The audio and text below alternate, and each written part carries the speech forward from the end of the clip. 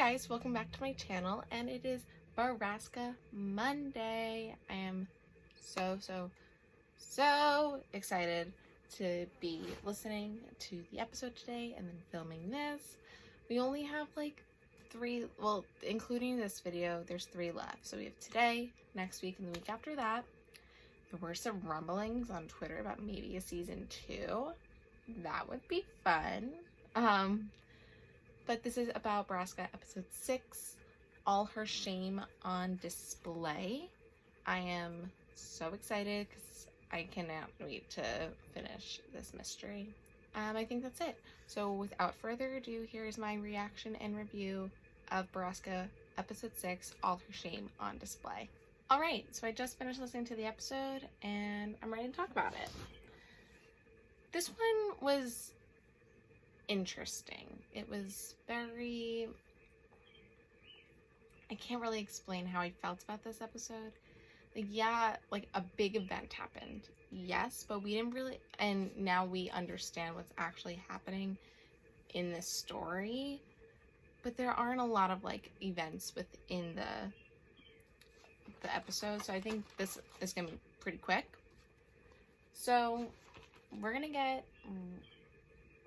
jump right in with this. So obviously we start at the top like we always do about, find out if his pee is clean or not, like if Eric did a good job. And this time when he went to do it, the bag popped, so the pee got everywhere. But he put it in the cup and then he ended up flushing, which you're not supposed to do because you're supposed to check that pee to make sure you aren't like messing with, they don't want you to be doing what Sam is doing. But Sam was like, I'm sorry, and Leah just didn't care. She was like, oh, it's fine. Leah's not the best when it comes to like being really strict, but I think she's doing it just to get Sam to open up, which I totally understand. And we get this like back and forth with Sam and Leah about tea and coffee, and it comes back, and I don't know if there's a big significance to it. Like I have this bad habit of watching TV shows and movies and listening to things and finding symbolism, and I feel that levels of media and entertainment, so whether it be movies, TV, or music, or podcasts, they don't just put things in to put things in. I feel like everything has a meaning, and everyone's like, no, you're out of your mind, like some things are just for entertainment purposes. But I'm like, no, it might be like all like these film classes that I took in college and in high school, that everything has a meaning and everything is symbolized. So jury's still out on this whole tea thing. But anyway, Leah wants to jump right back in. She goes, Kimber, after her mom died, what happened? And he was like, whoa. And he even says, he goes, I thought you wanted to hear about Whitney. And Leah goes, I want to hear about everything. And Sam goes, suit yourself. And that's when you get like the first hint, like, oh, this is bigger than just Whitney going missing and like all these people. Like, this has affected Sam in ways that no one, even Sam, understands. So they're getting ready for the funeral. Sam and Kyle are on the phone like, I don't know what to wear, and like Sammy says, he goes, I feel like such a girl, but I don't know what to wear. And they both borrow suits from their dads, respectively. And Sam's dad says something very interesting. He goes, I always thought you and Kimber were gonna end up together. And Sam's like, whoa, like never, like she's like a sister. And I just find it really interesting because you do like you did hear things throughout the story that maybe Sam and Kimber, even though I called Kimber and Kyle from like episode 2, but I don't know. It was an interesting like thing to add.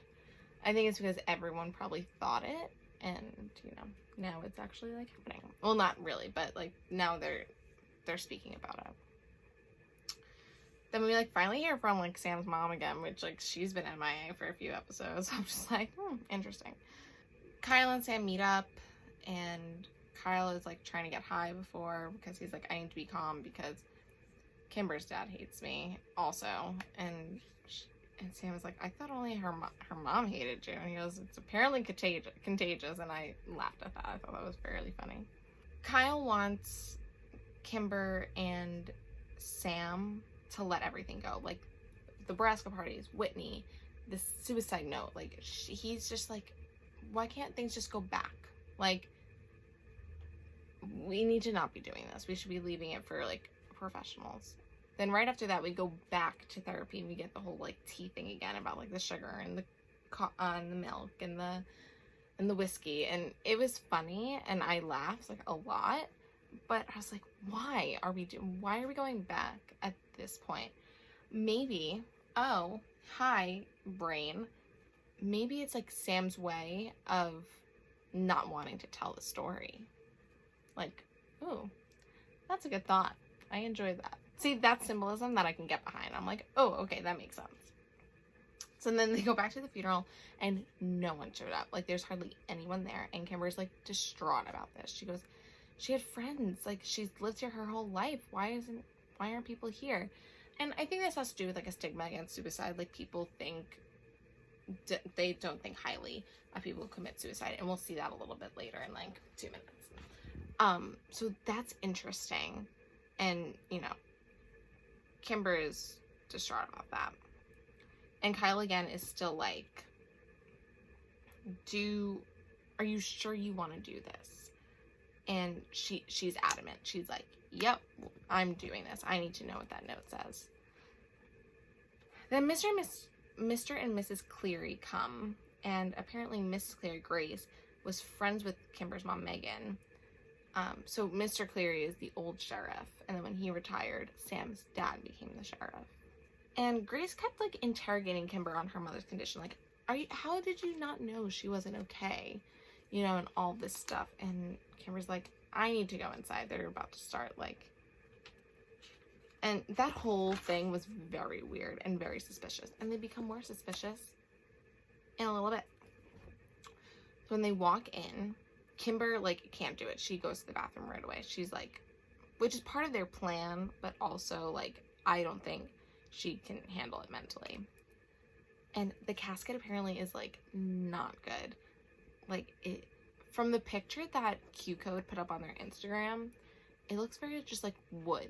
And it's, like, even Kyle says, he goes, I could make that in wood shop. And, you know, they thought that she deserved more, which she probably did, and most people do. Like, you don't just put the body in a random, like, box. Like, put them in a proper way to be buried. So Kyle and Sam are still going at it about the note and the accident, and how Kyle thinks that Sam is obsessed with that they're connected, and Sam is like, because they are. Like, there's no way. So Kimber texts Kyle, like, I'm ready to go. So they go over to Kimber's dad, and it's like, Kimber's not feeling well. She left her keys. This whole nine. And Kimber's dad is very cold to the boys and to Kimber. Like, saying, like, oh, she can't even, like, stomach her own mother's funeral. Like, all that. And then he even mentions, like, the boys say, but this casket, it's awful. And he goes, like, they go, she deserved more. And he goes, oh, you think that? You think a woman who left her family and everything, like, chose this on her own and, like, jumped off a building, like, they deserve more? And he was just ragging on his wife, well, now dead wife, but ragging on his wife about her choices. And it was so disheartening to hear. Like, I don't know. Oh my god. No. Absolutely not. Kimber's dad is like, okay, fine, but Sam, you're taking her. Kyle, me and you have to have a talk about, like, how you and Kimber aren't going to be together anymore. My wife hated you. I hate you. And going on and on with him.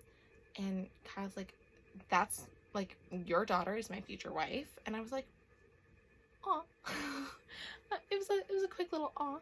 And they start fighting. Sam goes out to Kimber, and Kimber's like, no, you need to go back in there and make sure that Kyle and my dad don't make a scene. Like, don't do this. And he's like, Kyle wouldn't do that to you. And she goes, please, Sam, just go. So he's like, fine. So he goes, and then they get a text from Kimber. The service is starting. They get a text from Kimber that's like, I'm sorry, I have to do this. And she goes on her own.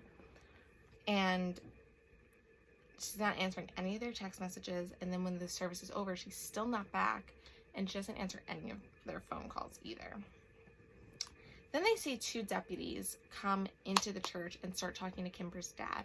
And Kimber's dad starts crying, and he's distraught. And they are removing him from the church. And that's when they keep texting Kimber. Sam tries calling his dad, and his dad's not answering. Like, what is happening? And Kimber says, I found it. And he goes, okay, well, also, they're about to come to your house. Like, they just removed your dad. And she says, they're here. Stay tuned for my theories, which aren't really theories. It's just like truth and fact at this point, but we'll go on. And they call Saunders to pick them up from the funeral in order to take them to Kimber's house. And, you know, he's like bullshitting as usual. And finally they're like, it's an emergency. Can you just please take us? And so they finally get there. They get into the house. Sam's car is still there. They're calling Kimber, no answer. Her clothes are gone. Suitcases are gone. Her dad's study is a mess. The desk is turned. There's papers everywhere. It's awful. Sam can't get in touch with his dad until this moment. He then recalls him and is like, Kimber's missing. Like, we need to talk and like, we need to do something about this. And he goes, fine, come to the station. So they get there, and Kyle and Sam are going off on his dad, and is like, we need to start an investigation. She's missing. She wouldn't do this, blah, blah, blah.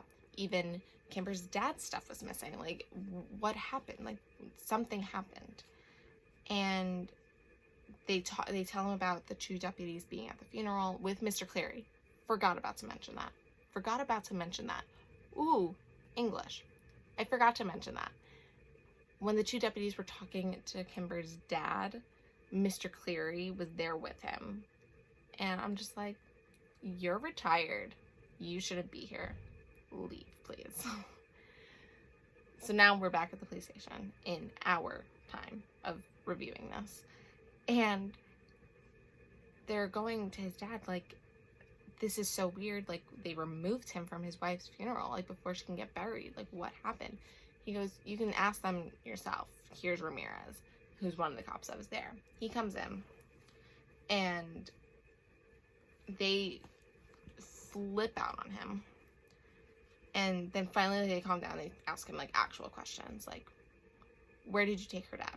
What happened? And this is what Ramirez, this is, like, the synopsis of what Ramirez says. That Peter, Kimber's dad, was upset when Kimber left because Kimber was his rock to be there during the funeral. So he wanted to drive back to his house and take Kimber, and then they were going to leave town. And Sam and Kyle are like, he didn't have his keys. Kimber had them. And he goes, I guess he had a second set. No one carries 2 sets of their own keys on them. Like, that's ridiculous. They're freaking out, and then Ramirez leaves. They go back to his dad, to Sam's dad. Same thing. Flipping out. And then he goes, as of now, there's no foul play.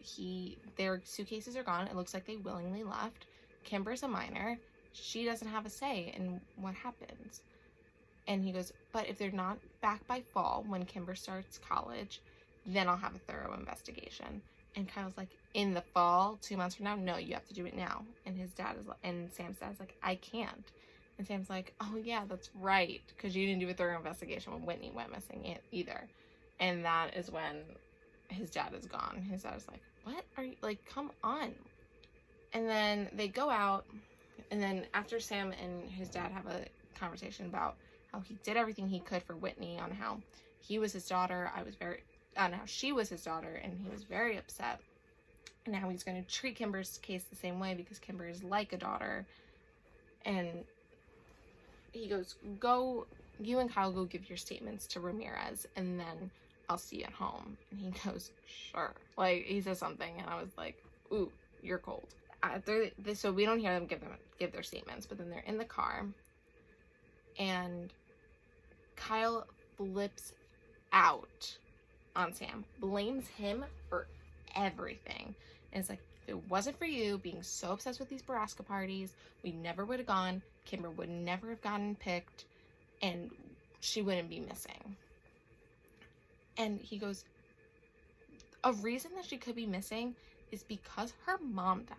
He goes, I didn't cause that. He goes, no, but you were so obsessed with finding out everything that happens, and he's just hitting like below the belt. But don't worry, Sam hits even lower, because Sam goes off on Kyle about being obsessed with Kimber. Being like, you smothered her, you never gave her space. And Kyle's like, because I love her. And Sam goes, I don't know if you actually loved her, I think you were just obsessed with her. And he goes, don't blame me, because it's not my fault. And then Kyle gets out of the car and leaves. And then we're back in therapy, and he said he did not speak to Kyle after that day. He has not spoken to him. And Lee says something interesting. He goes, so Whitney was gone, Kimber was gone, and now Kyle is gone. And she was like, you were left alone. And he goes, with a look into my future, meaning where he is at this point. She says, last week you mentioned that if you would have been able to see a certain name on the tree, that you would have been able to save someone. And she goes, was it Kimber's name? And he goes, you know that it is. So Sam blames himself for Kimber going missing, because if he would have been able to take a good look at the tree instead of seeing Megan's name, he might have, like, instead of not seeing Megan's name, he might have been able to see Kimber's name and been able to save her. And then Leah comes to the realization. She goes, it was Kimber's story this whole time. It was never Whitney's story. And Sam is like, yeah, basically, Whitney was just was the starting point, and then, you know, it was the fact that Kimber went missing and we don't know what happened with her that screwed him up. So now he's like at a bar with Eric, and he says to Sam, like, you need to tell her everything. Like, you're doing well right now. Like, you have to start telling her. Then he asks if the girl Tara is coming around, and he goes, no, I haven't seen her. And he goes, great, because I could have really used that job, that drug dealing job. And Eric's like, why don't you apply to, like, an actual place? Like, work at this bar. Like apply there before you get back into drugs. And Sam, like, agrees. And I'm, like, very proud of Sam. And I'm glad that he has, like, good people around him to get him to, like, the fact that he has Leah and Eric to really help him. Obviously, when Sam is asleep, he really tells the story a lot better, because Eric knows basically everything. And he doesn't, I don't think Sam told him. I really don't. I think it's all, like, a nightmare thing, or, you know, when he's drunk, or it's not conscious Sam. I think it's subconscious Sam that wants the story out and wants him to, he wants to feel better. It's the conscious that's just like, no, you shouldn't be doing this. And the reason we know this is because Eric's like, so what did you get up to today? And Sam goes, Kimber's disappearing. And he goes, oh shit. He's like, you're deep in the story. And then he goes, it's about to get real fucked up. And it was just like, it's just about to get fucked up? Like, this whole thing hasn't been fucked up, it's like, to begin with. And Sam says, oh, you do know more than you think, than I think. And that's how it like faded out with that. And that was the end of the episode. So it was a really, like, quick episode, which was nice. Because I think now, you know, we have 2 weeks left. We have next week and the week after that. And it's gonna come to some sort of conclusion. It has to. So who knows where that conclusion's gonna be. So my theories aren't really theories this week. It's more fact. Like, Kimber was taken by the skin men, obviously. Or someone came and took her. Because she's saying they were here. She didn't mean the cops. She meant how she went missing. 100%. I can't change my mind about it. And I'm gonna say it. People may disagree. I think a lot of people will agree. I think Sam was in love with Kimber from the beginning. I think that's why he is taking it so hard. I don't know. It's just a feeling I have. But we may find out. We may never find out. I want to thank you guys so much for watching. This was another Borrasca Monday. We only have 2 episodes left. So next week, Borrasca may go up a different day. Only because I'm going away this week for the 4th of July. And I don't know what day I'm coming back. So, I'm not sure. Follow my Instagram at StayWeirdReactions. That's where I do all my updates about videos. Is on that Instagram. The other Instagram is my personal Instagram that, like, you'll find out more about my life on there. Yeah, but if you want, like, updates for videos, follow at StayWeirdReactions. There also might be some updates on my Twitter, which is the same as my Instagram, which is at Catherine Rose, with the extra T and the extra E. So next week, like I said, Borrasca might go up on a different day. The week after that, I'm 100% going to go up, like, that day. I might even, like, film, like, 3 o'clock in the morning when the episode first drops. This week, however, on Wednesday, it'll be my season 4 episodes. I'm very, very, very excited. Some things may surprise you. I don't think they will. Only because this season was very Bughead heavy. Like, very, very, very Bughead heavy. So, I obviously enjoyed this season a lot. But I think that's it.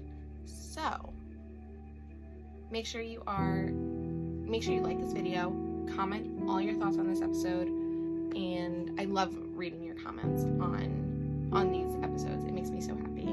So I want you to comment, and I want you to subscribe to my channel for all your updates, and then follow my Instagram and Twitter at the end and down below. I'll see you on Wednesday's video. And until then, make sure you stay weird, Riverheads.